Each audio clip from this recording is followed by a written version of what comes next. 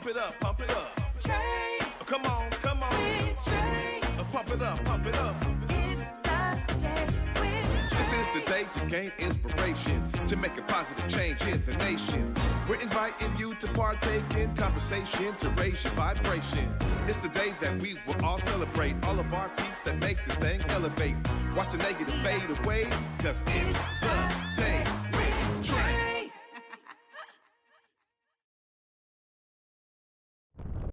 Hey everybody, welcome to The Day with Trae. I'm stepping in for my girl Trae. This is Deaunte Damper.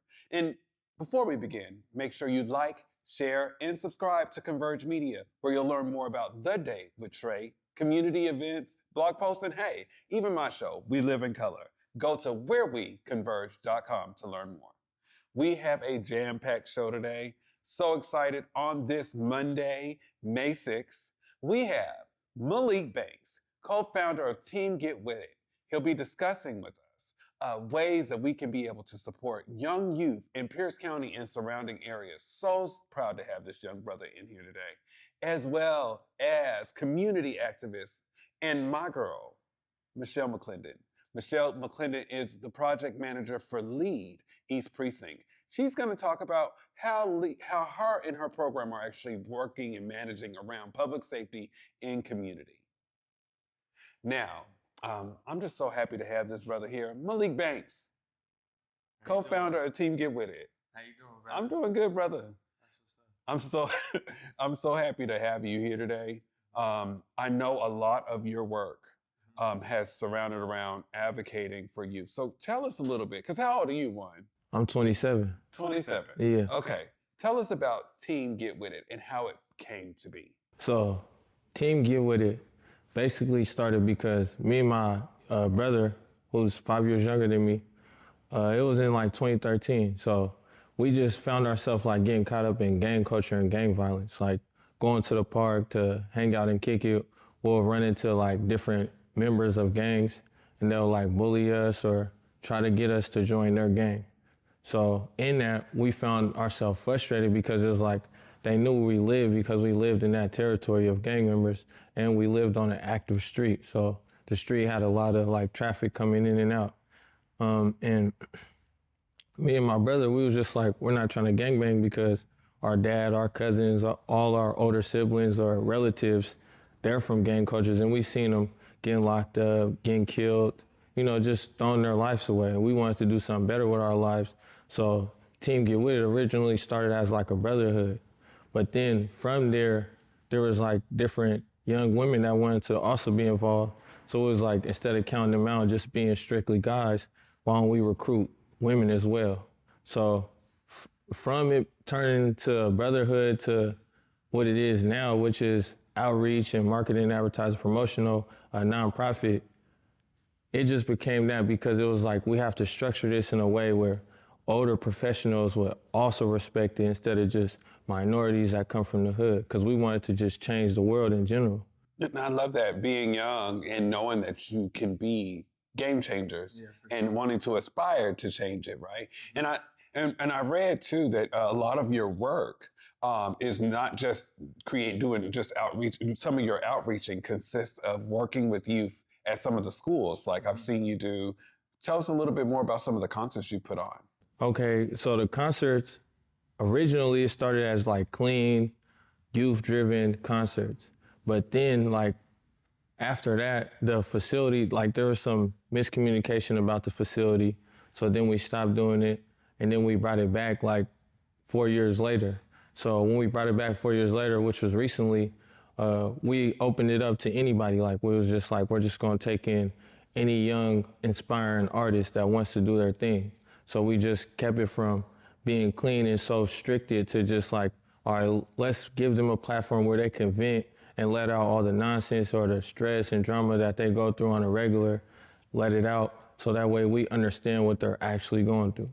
And you have such a great partnership with it's Evergreen College. Yeah, in Tacoma. Yeah, and how great has that partnership been? It's been real great. Like they've been very supportive. They haven't charged us anything or, you know, haven't really made us go down the route of like the regular route that they'll take everybody else down, because they understand that we're trying to bring in the young people and we're also trying to help reach and teach the young people the right way to go about certain things. Yeah, and that is so great. I've heard hundreds of kids go down there to perform, and you're also an artist too, as well. Yeah, so for sure. You're organizing, creating space for young folks, and doing music yourself. Yeah, exactly. Okay.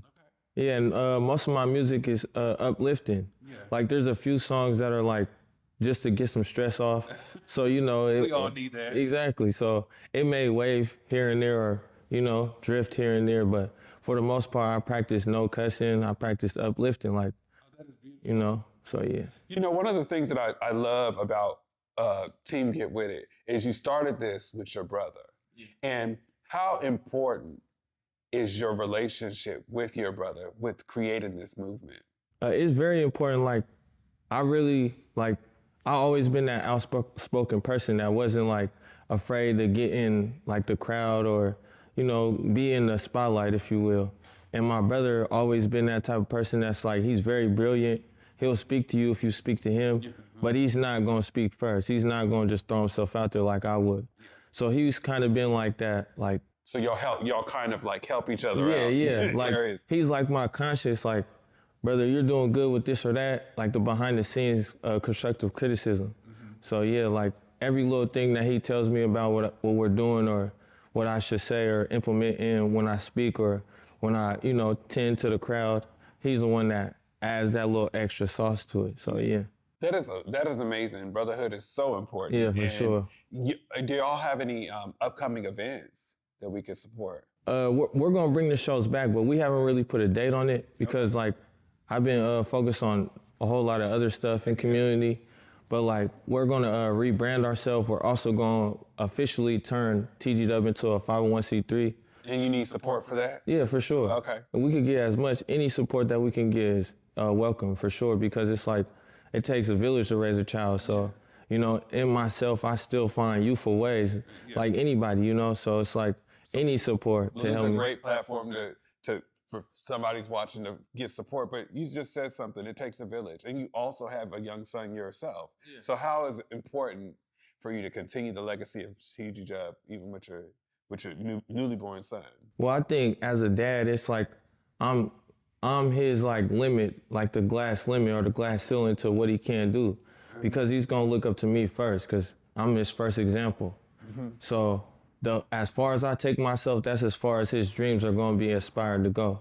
Absolutely. So that is beautiful. Well, before we get out of here, Malik, I just want you to do me a favor. Look in that camera, let community know where they can find you and support you. Say your name, let them know where they can find you.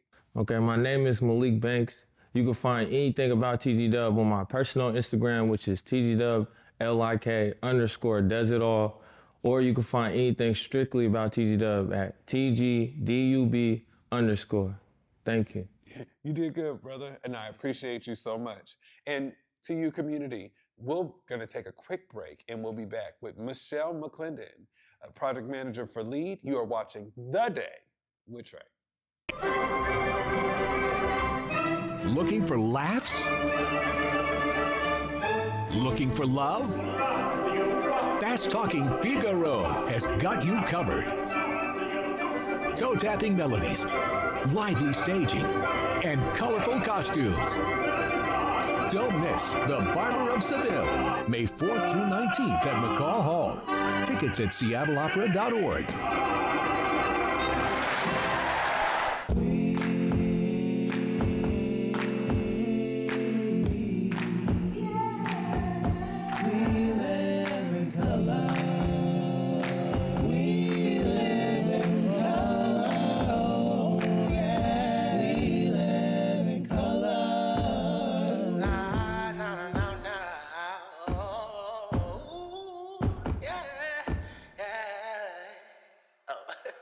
Let's start the show.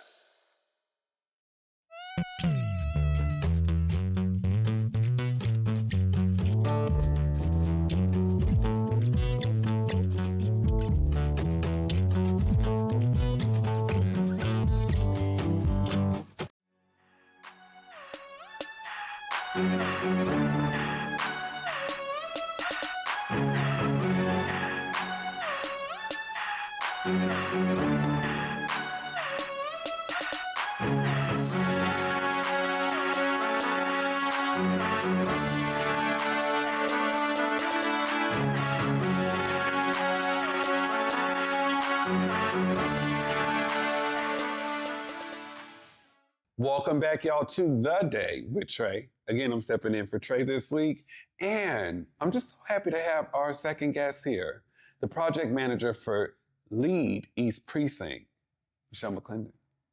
How are you?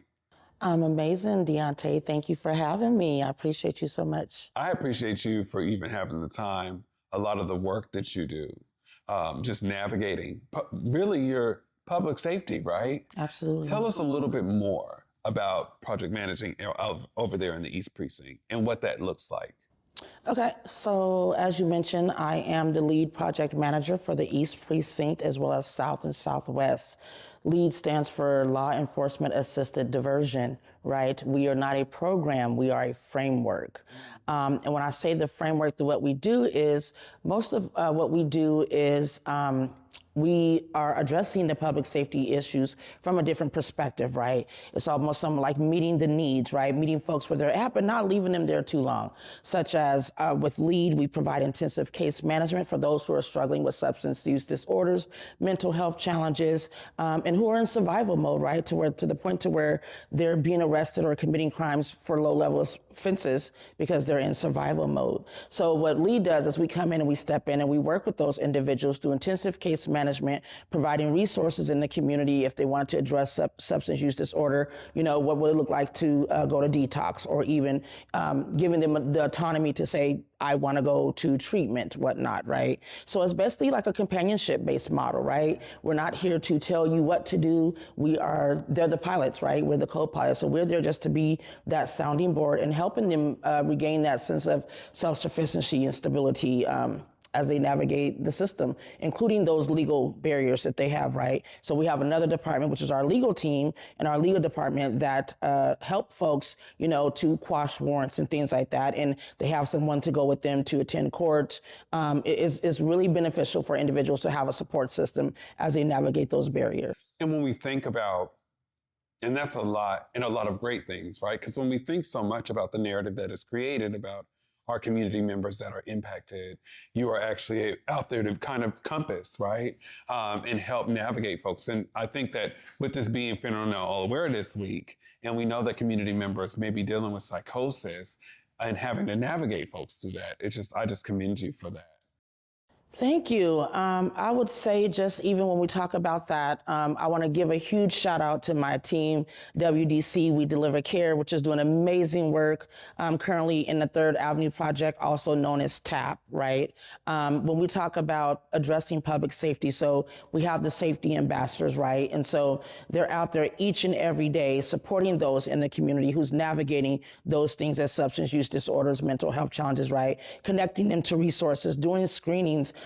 They do a lot of overdose reversals in our community, right? So just having that support system and working with those individuals and being able to also, for me as a project manager, being able to stabilize the business owners who may be impacted by the problematic behaviors that are in those communities, right? It's like, how do we come together as a community, as stakeholders, to address this public health safety crisis without it being punitive in so many ways?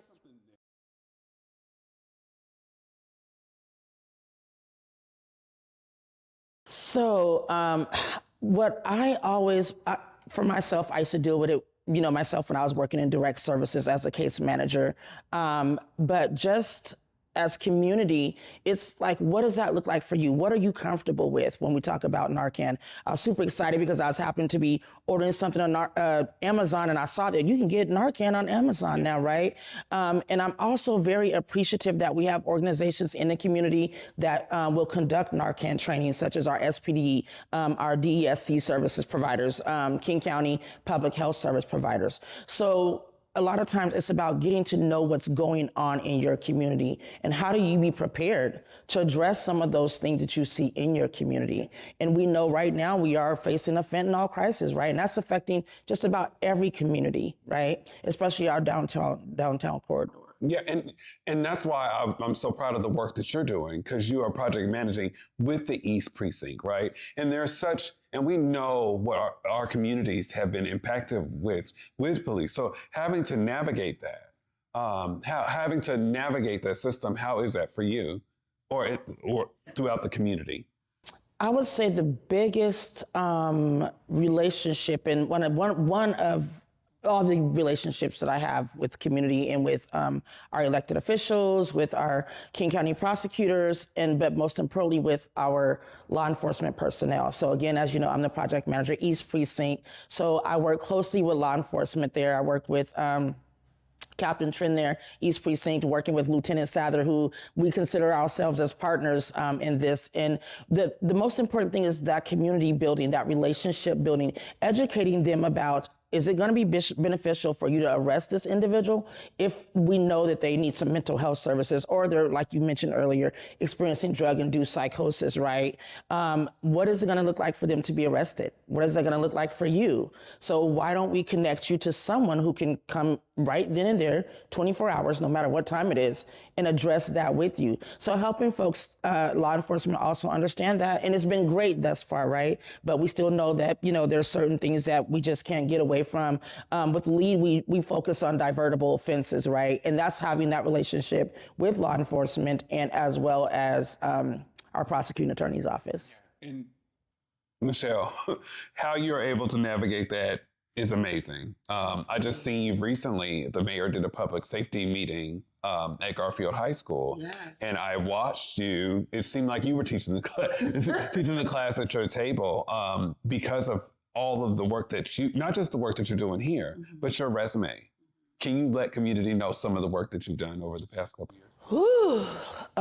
So I left Highline College. I was there for 8 years as the legal advisor. See, I get them all mixed up because I just got so much going on. My hands in so many pots. But I was the reentry advisor there, so working with formerly incarcerated students and helping them create pathways to, what education will look like, where there's a degree. Who is it? Yes, my sister. Yes.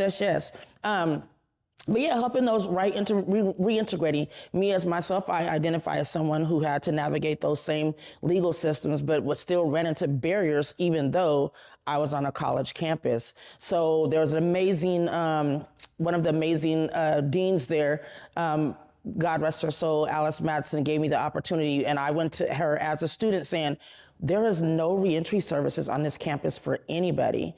And that includes me, right?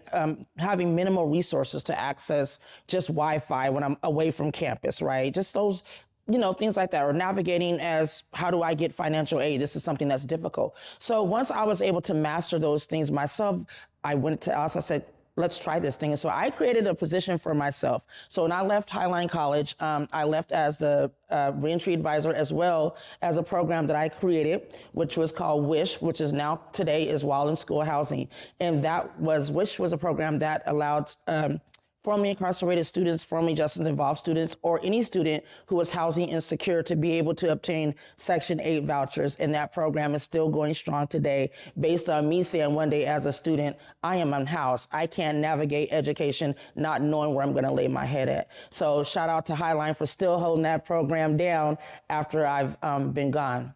So that was one of the biggest things that I'm proud of. But I think the biggest and the best thing that I'm proud of is being the lead facilitator for the Civil Survival Program. Shout out to Tara Simmons, my coworkers, my ED, my just amazing team that we work with. And Civil Survival is an organization that's led by formerly incarcerated folks, and we teach civic engagement, right? Be able to how do you have a conversation with elected officials? How do you tell your story? We now find that now we can relate information through storytelling. And what is that going to look like? And then at the end of the day, that says, you know what, I need you to partner with me to address these systems and barriers and policies that impact those who identify as formerly incarcerated or formerly justice involved. So my biggest attribute and one of the biggest things that I'm proud of is being able to be a part of Civil Survival. And I told my story for a long time. So for a lot of folks that got their driver's license back, that was based on my story. So well, thank you. I thank you. Yes, thank you. It actually helped me too. Thank you. Yes. But I appreciate you so much, Michelle, Absolutely. the work that you are doing with LEAD over there at the East Precinct, and just also being a part of that compass for public safety. It is so essential. And, we talk so much. I want to give you your flowers on this show today, you're because we talk so amazing. much about community folks that are leading, but you are one of those leaders that walk alongside community members and teach them how to walk. And I just appreciate the work that you do here. So before we go, please look in that camera and let community know where they could be able to support you and your effort. So you can support us by, first of all, attending your public safety meetings, because as a lead program manager, project manager, my goal is to hear back from our community. What barriers in your community that you want law enforcement to know about, and how do we address those barriers that you are all facing? You can also find us and see about the work that I do as I cover the whole central area as an East project manager. So if you want to read more about what we do, you can visit us at wearepda.org. Thank you. Well, that was good. You need to come back and do some of mine. That was so good. Yes.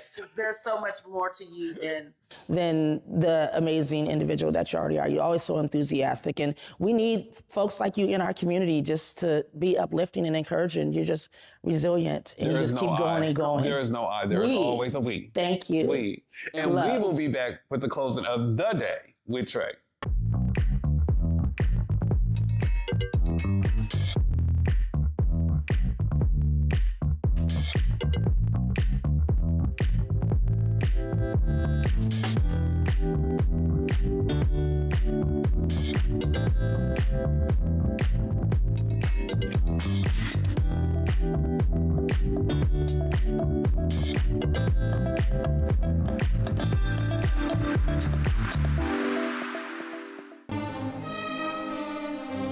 Ballet's greatest comedy, Coppelia, returns to Pacific Northwest Ballet.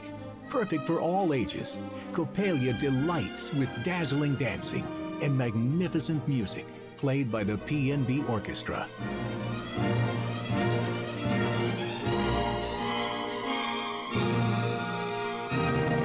Seven performances only. Visit pnb.org for tickets.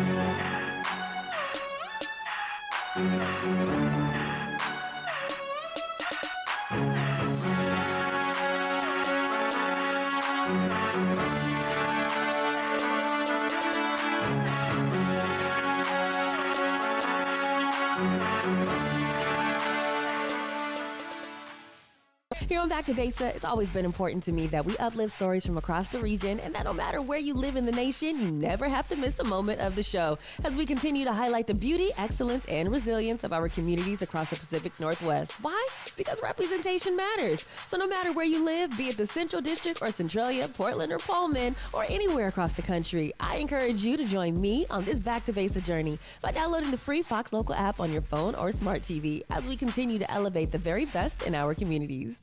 So grateful to have both Malik Banks and Michelle McClendon here. When we're talking about community safety, we got to hit them up. But I just want to thank them for being the guests today. Please join us tomorrow on The Day with Trae. I'll be back again, y'all. Have a good night.